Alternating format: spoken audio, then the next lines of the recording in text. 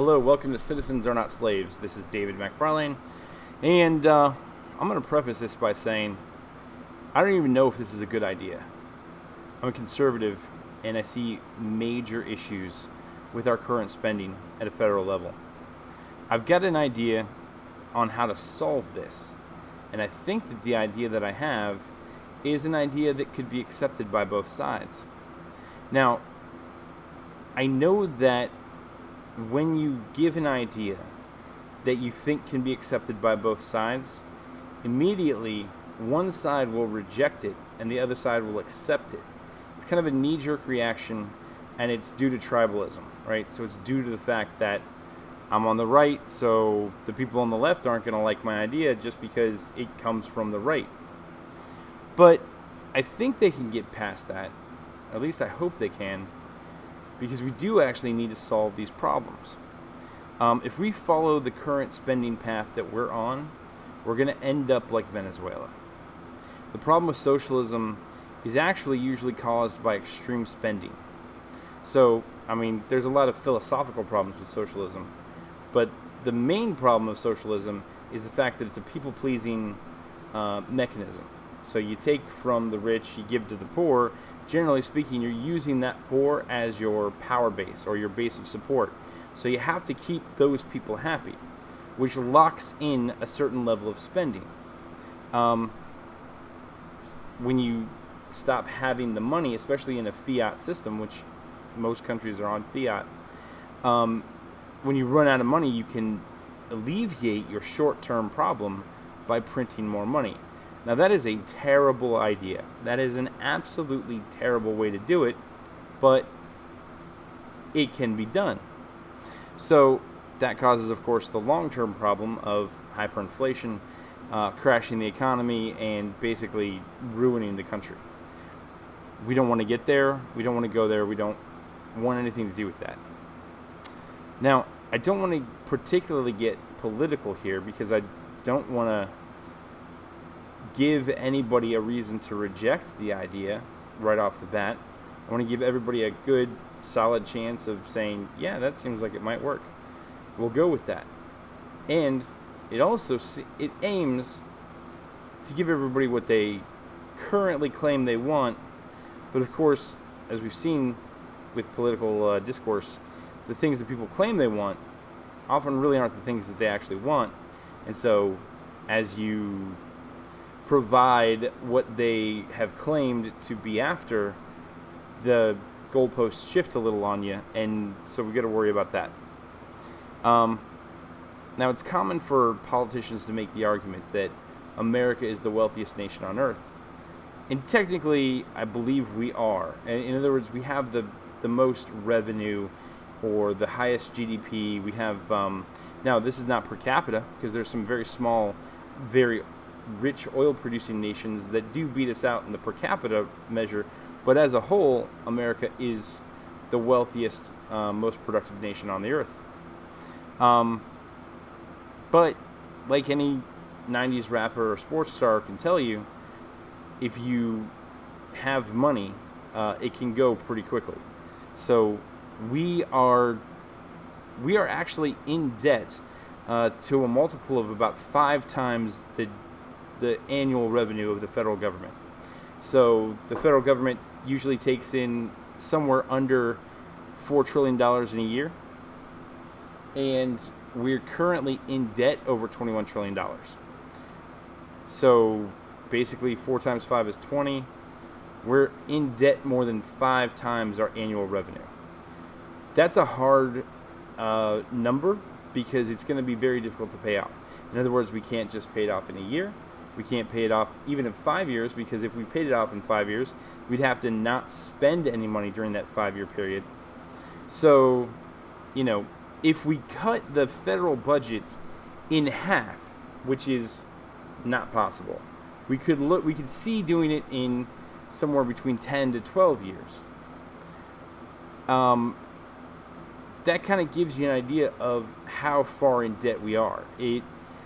It almost seems like it may not be realistic to pay off the national debt now within our lifetimes, which is mind-boggling and scary. But as I was thinking about this metaphor a little bit, I realized that there was an object lesson from the early 90s that would be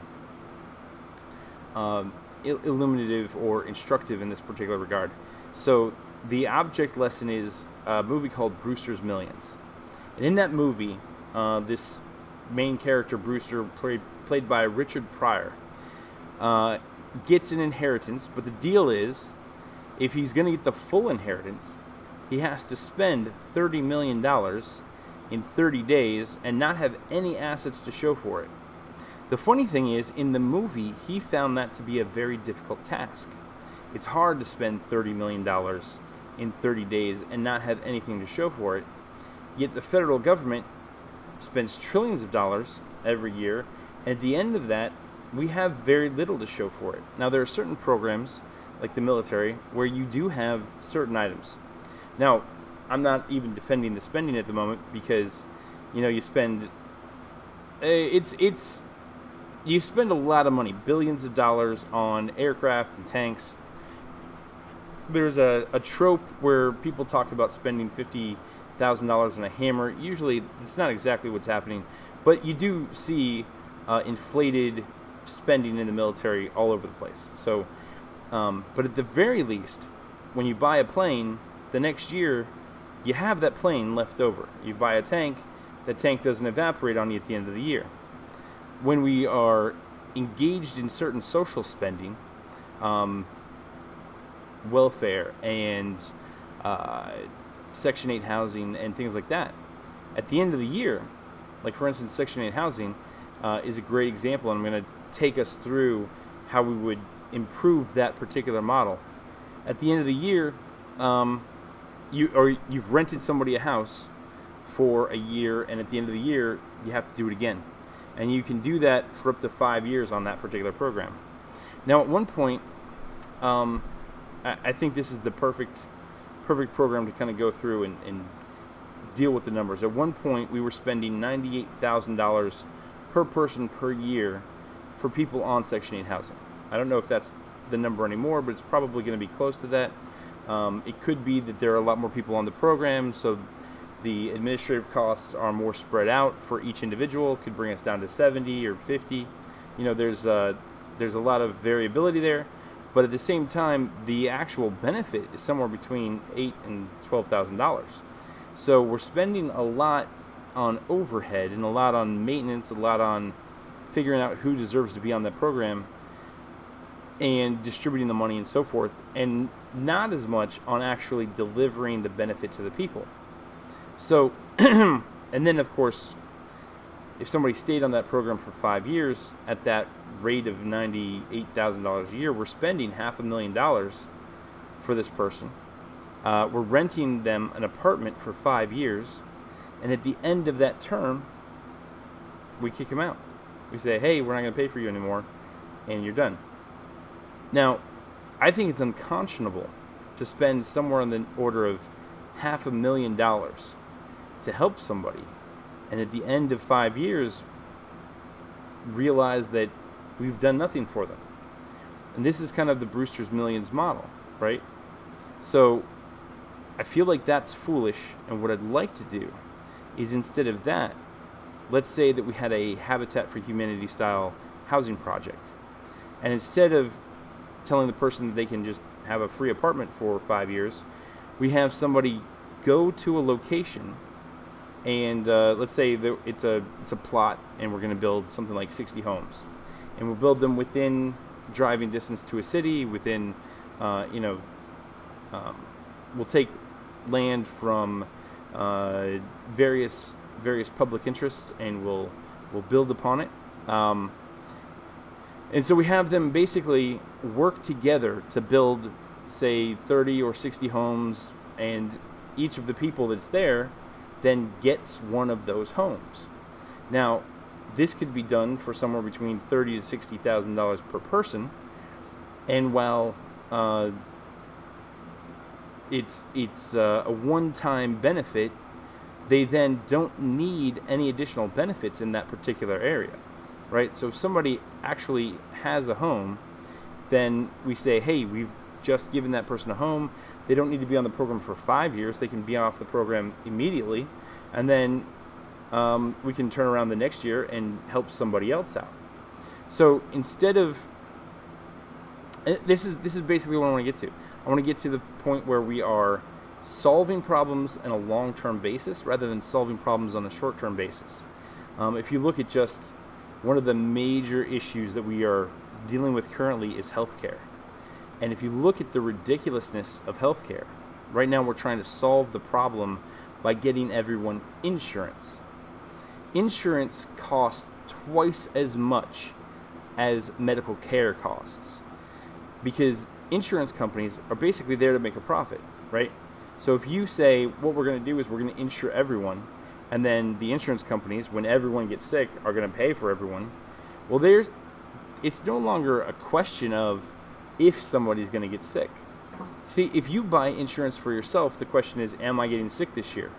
And if you think you're going to get sick this year, then obviously you'll spring for the best insurance, and if you're not, then you'll spring for kind of the lower insurance. But if you go to a system where we say everyone's going to have insurance for their whole life, the payouts become a guaranteed and fixed piece of the equation. So what we're doing is we're amalgamating the risk across a large population. But from the insurance company's perspective, they're taking on a certainty of payouts instead of a risk. So they want to make sure that they take in more money than they know they're going to pay out. So they do the math and they figure out how much payouts are going to be, and then they basically charge double that amount, sometimes more. So when the federal government decides to help people out by getting them insurance, what they're doing is they're saying, we're going to pay twice as much, especially for a large group, right?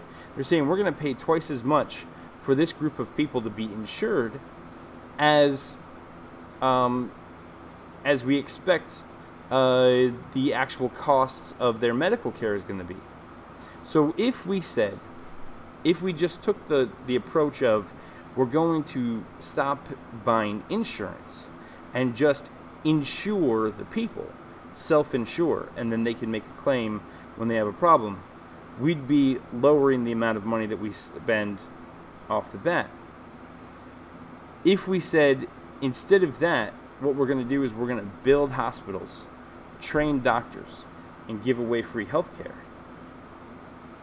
to the poor in certain situations, we would actually be cutting the cost of this even further, because the cost of healthcare includes profit. So if we cut out the insurer and we cut out the profit motive of the healthcare provider, we are actually getting down to what it will actually cost to provide health care to these individuals instead of health insurance. The idea here is basically that if we build a hospital, well, then we have that hospital next year. If we train a doctor, we have that doctor for a certain period of time. Now, I would expect that we would keep a doctor for about 7 years after training him, but basically doctors go through a residency, right? So if you told a doctor, instead of spending $200,000 to actually pay a hospital to allow you to be a resident, we'll take you on as the federal government in a hospital that we've built, and we'll let you treat patients for free. And you don't get paid, but also, or well, maybe you get paid a little bit, but you don't have to pay us to be a resident. The patients don't have to pay for the care. So we're basically setting people up in a kind of a university hospital situation. Now, I'm not advocating that we get rid of private medical practice, right? So these doctors at some point, it seems likely will want to go out into the private system. This will have benefits and ripples throughout the private system as well, because these doctors won't have debt hanging over their head the way that doctors currently do. Doctors currently go into practice with a large amount of debt, and they expect to recuperate that debt within 5 to 7 years. So in order to do that, they have to charge a lot of money. In order to do that, insurance companies have to pay a lot of money. In order to do that, they have to charge you a lot of money for insurance. So we're basically reducing the costs all around and providing a more affordable and accessible medical system.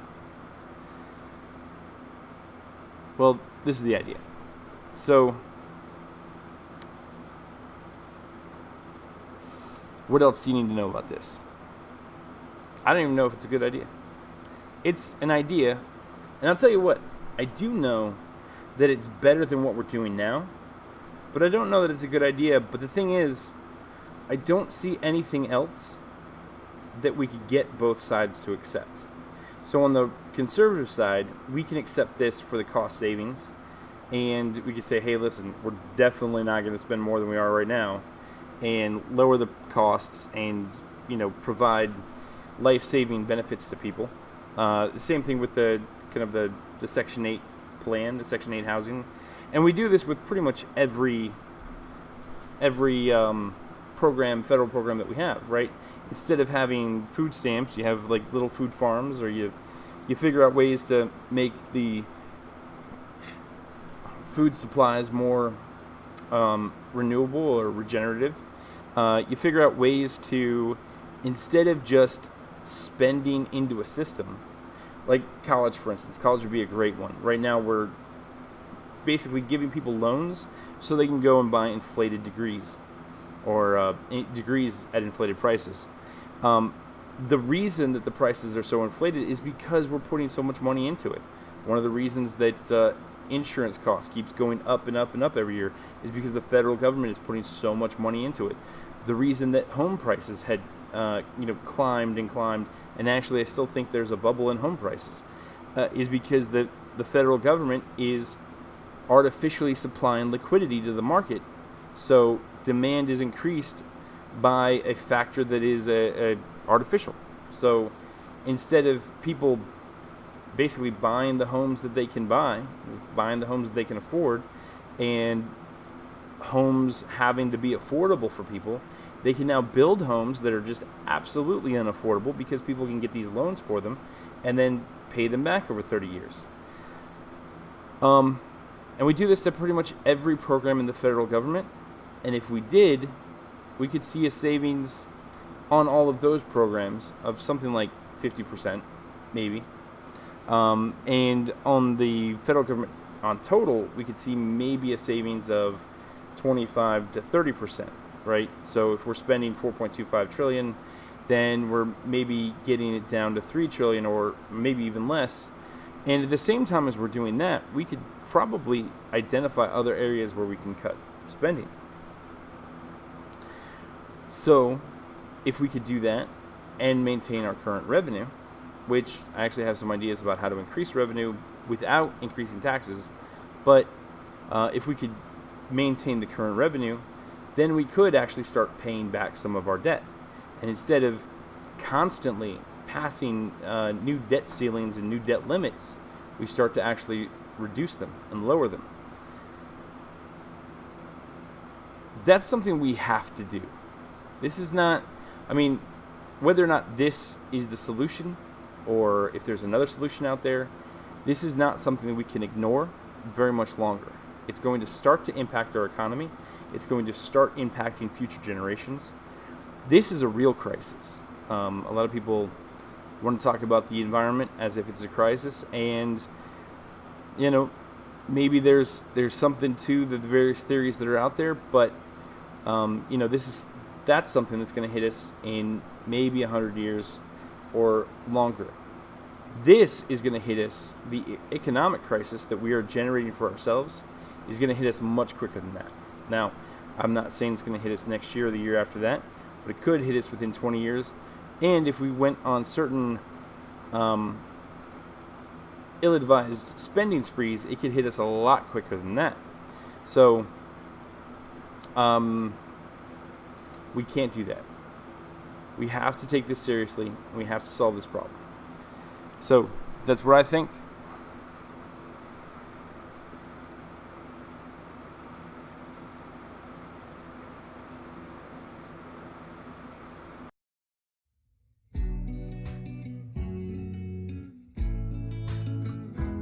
Well, ladies and gentlemen, that's what I think. I'd like to keep this conversation going, so go ahead and put your comments down below, and then like, subscribe, and share the video, please.